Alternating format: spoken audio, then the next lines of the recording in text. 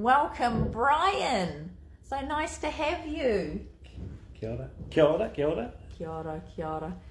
I wanted you to meet Brian because Brian is standing also in the next local body elections for KCDC. And tell us, Brian, what are you standing in? Standing for? Kia ora koutou, ngā mihi kia koutou, e ngā rauranga tirama, huri noa I te motu. Brian Ruawai-Hamilton. I am standing in the Maori for the Maori ward in the Kapiti District Council elections for this year. Oh, wonderful. Thank you for that wonderful introduction. Now, Brian, I love to ask all the candidates, what motivated you to want to stand for council? Firstly, I come from a large whānau that actually has a long history of association with the Kapiti region, going back to the 1820s, but also a long history of service to my fellow citizens in terms of roles that have been aimed at the enhancement of social, cultural, economic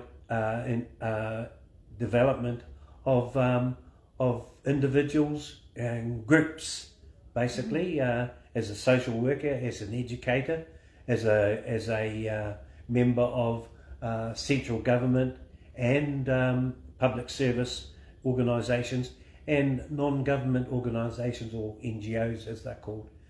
I've served in roles relating to the governance of them, as well as the management and the grassroots, working with individuals and families as well. So my motivation is I care for people, and I care about their current positions, their future positions, and people are doing it tough at the moment. So when I was asked to consider whether I might want to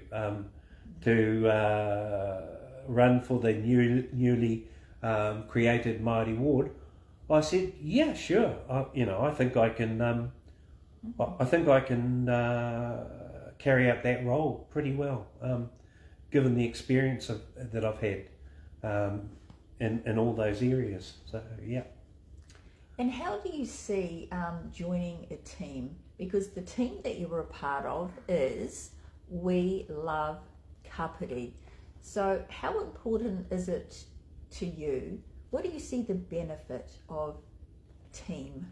Well, team is absolutely vital. It's critical for decision making when you get onto bodies that make decisions that affect the day-to-day lives of your fellow citizens. When I was approached, I just said, of course, a team approach is the only way to go, because that's what's going to happen if you get on to a council anyway. You're going to have to be able to operate within a team environment. And also agreeing to the 3 pillars that our We Love Kapiti team has developed wasn't hard at all. So the 3 pillars being, of course, capped rates at 3% over the triennium average, democracy over bureaucracy, and common sense decision making. So easy to be part of that team and to profess those values and to live them in the way we approach our campaign, but also in our approach to what we're going to carry forward when we get onto council. I love that. The passion. Thank you for articulating that so very well. So tell us some of the things that you would like to see changed and how you can see that happening. Well, I don't think I see it, but I've lived on the coast, since the 1990s when we shifted here. And so I've brought up my children here.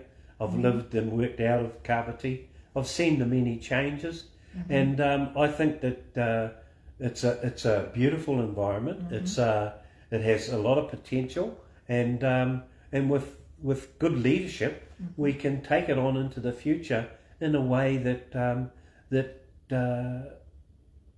people will want to come and live here. They will want to bring their families up here. They will want to set up businesses here. They will want to, just enjoy the environment here. And that's what we're about when we're putting our names forward.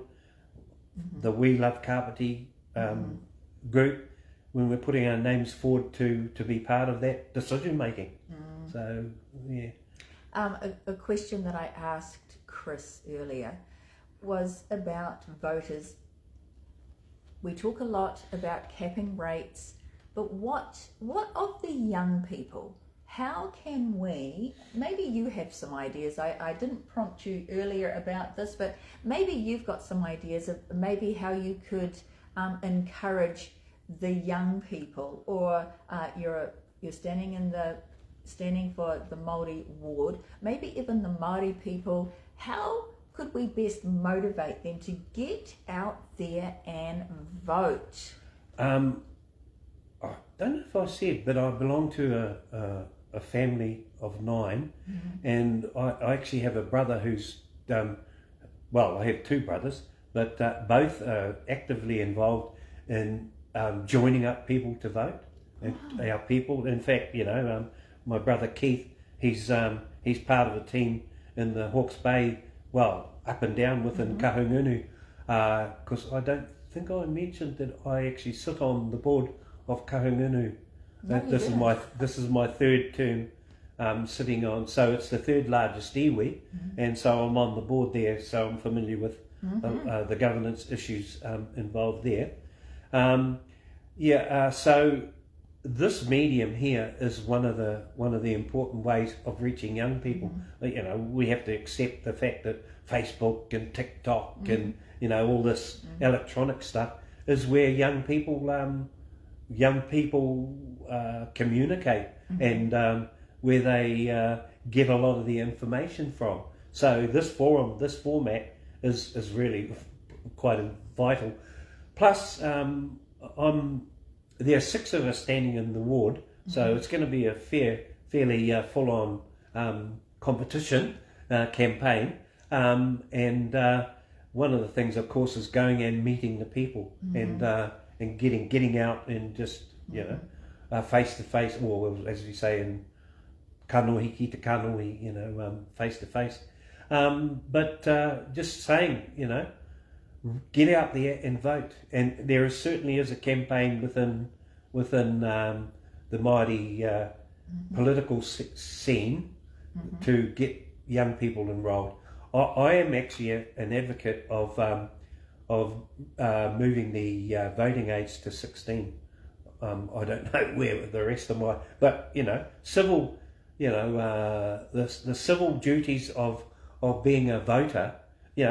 People are going to either vote or they're not, and the stories I've heard about, that's too young for young people. Well, young people impregnate each other. They go to war at that age. They can drive cars. They take on some decisions that are life and death. And why can't they vote? It's a civic duty, I think. So I would encourage young people to get out there, be involved. I know some of it's quite boring, but be informed, isn't it? That's exactly it. Yeah. And be informed and be involved. I like that. Absolutely. Yes, because this is, after all, if we want change, we must have a voice, and we must make that tick count. Yeah.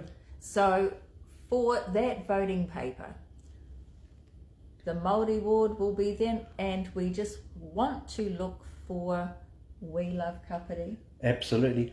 Plus, I mean, I am promoting because there's a referendum about whether we retain or get rid of the Māori ward, and I would encourage the voters out there to consider the coat of arms of our nation and the promises that were made in 1840 at the signing of Te Tiriti o Waitangi. And if you look at the coat of arms of our nation, you'll see a woman